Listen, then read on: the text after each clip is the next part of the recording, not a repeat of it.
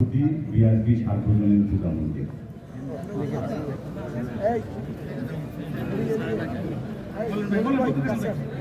আমাদের এই ভাষান্তর এবং ক্যান্টনমেন্ট মিলে একটাই মন্দির এবং এখানে প্রায় সনাতন ধর্মী লোকের বাস। এই এতগুলো লোকের এই জায়গা সংকুলন হয় না।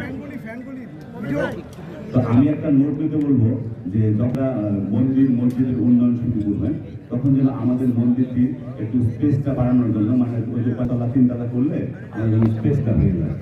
তো আমাদের মন্দির হচ্ছে আমরা যেবার মাননীয় প্রধানমন্ত্রীর সহ যে মিটিংটা করছিলাম যে মাঠে ওর থেকে মানে 3-4 মিনিট গেলি আমার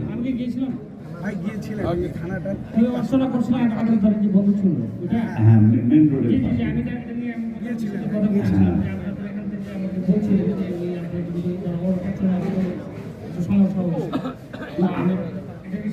না আমাদের কোনো সমস্যা হয় না।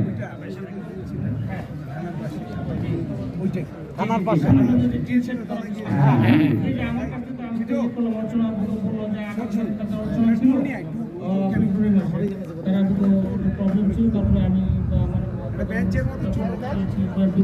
চেয়ারম্যান ছিলেন তখন আমার সাথে কথা বলেছিলাম একটা সহযোগিতা দিয়েছি জানি না আমি দিয়েছি যে আপনাদের যে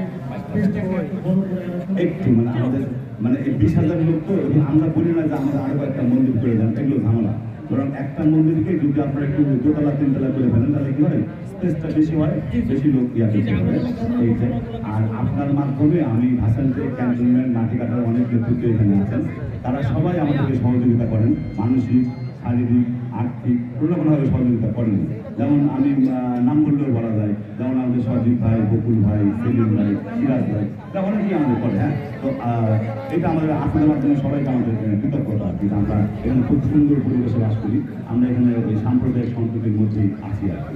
এই জন্য আমার ধন্যবাদ। আমরা বিশ্বাস করি যে একটা সংখ্যালঘু বা ভিন্ন ধর্মাবলম্বী হলো মায়ের নিরাপদ, তারাও আমাদের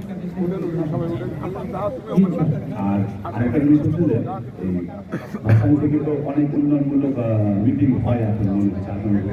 তো যেহেতু আমরা কোনো সংগঠনের সঙ্গে জড়িত না, তো ফলে আমরা জানতে পারি না। আজকে যেমন আমি সিরাজ ভাইয়ের মাধ্যমে জানছি আপনি আসবেন, এই কারণে আমি বলতে দেখা করে আপনাকে ইনক্লুড করে দিয়ে তাতে আমরাও জানতে পারি, আমরাও আসবো। আর একটা জিনিস আমি বলি ভাই, এটা ইমাম সাহেবের ধন্যবাদ, আমাদের বিআরপি ইমাম সাহেবের। আমি এই রাস্তা নিয়ে কয়েক জায়গায় গেছি, যেমন আমি সিটি কর্পোরেশনে গেলে বলে ওইটা আমাদের জায়গা না, আবার মন্ত্রণালয়ে গেলে বলে আমাদের এখতিয়ারের বাইরে, মানে আমরা পড়ে গেছি এখতিয়ার মধ্যে।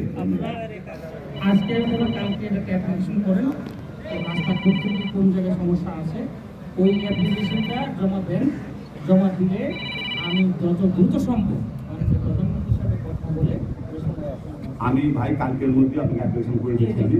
মানে আমার একটা চাওয়াটা কি যে আপনি যদি এখনো মাঠে যান, মসজিদের সামনের মাঠটার মধ্যে পানি, কিন্তু আমার খুব শখ হয় যে ওইটা এত বড় একটা মাঠ, ভাষান্তর ক্যান্টনমেন্টের সকল মুসলিম মিলে একটা জাতীয় ঈদগাহের মতো ওখানে ইয়ে হবে, নামাজ হবে, রাস্তাটা সুন্দর থাকবে, এটা আমাদেরও দেখতে ভালো লাগবে। এটা আমি অনেকদিন থেকেই বলি। তা আমি চাইবো রাস্তাটা 1 কিলোমিটারও না, এটা আপনারা একটু উদ্যোগ দিলে হয়ে যায়। আমি এটা কালকের মধ্যে আপনাদের দরখাস্ত করবো। আর আমাদের আরেকটা দিক থেকে আমাদের ওইখানে একটা ওই সার্কার স্যার আপনাদের যে সার্কার স্যার, বোনার স্যার এরা আসছেন না। তো ওইখানে মত বিনিময় সভায় আমরা বলছিলাম যে যদি তারেক রহমান স্যার যদি আমাদের এমপি হন এবং উনি যদি প্রধানমন্ত্রী হন, তাহলে ওনার উদ্দেশ্যে আমরা একটা মহানাম সংকীর্তন করবো আর কি। তো আমরা সেটা মনস্থির করছি এই এপ্রিলের 2, 3, 4, 5। তো উক্ত অনুষ্ঠানে আপনার মাধ্যমে সবাইকে আমাদের দেওয়া। আর 2 নম্বর হচ্ছে যে আপনি সেই অনুষ্ঠানে অবশ্যই আমাদের বিশেষ অতিথিভাবে থাকবেন, এটা আপনি আমাদের আপনার কাছে আমাদের চাওয়া। আমি আপনাদের ভাই হিসেবে আল্লাহ যদি কবুল করেন, আমি ভাই হিসেবে আমি আপনার নাম দিয়ে দেবো, আমি অনুমতি দিয়ে দিচ্ছি। আমার নাম দিতে হবে না, কারণ হলো আমাকে যদি আপনি আমাকে বিশেষ করেন তাহলে সন্তান হিসাবে মানেন, তাহলে আমি ভাই হিসাবে আর এই জন্য আমি আপনাকে ইনভাইট কার্ডটা আমি সবার সামনে দিচ্ছি।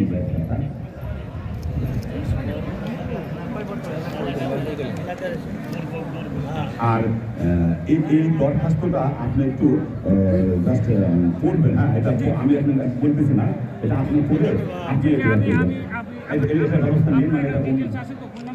হ্যাঁ, ধন্যবাদ।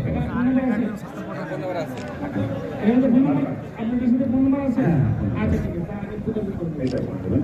আর সবাইকে আমার ধন্যবাদ। ভাষণ থেকে যে কোনো উন্নয়নে আমরা থাকবো, যে কোনো সমস্যায় আমরা থাকবো, এই আশা ব্যক্ত করি। আমি আজকের মতো আমার বক্তব্য শেষ করতে সবাইকে ধন্যবাদ।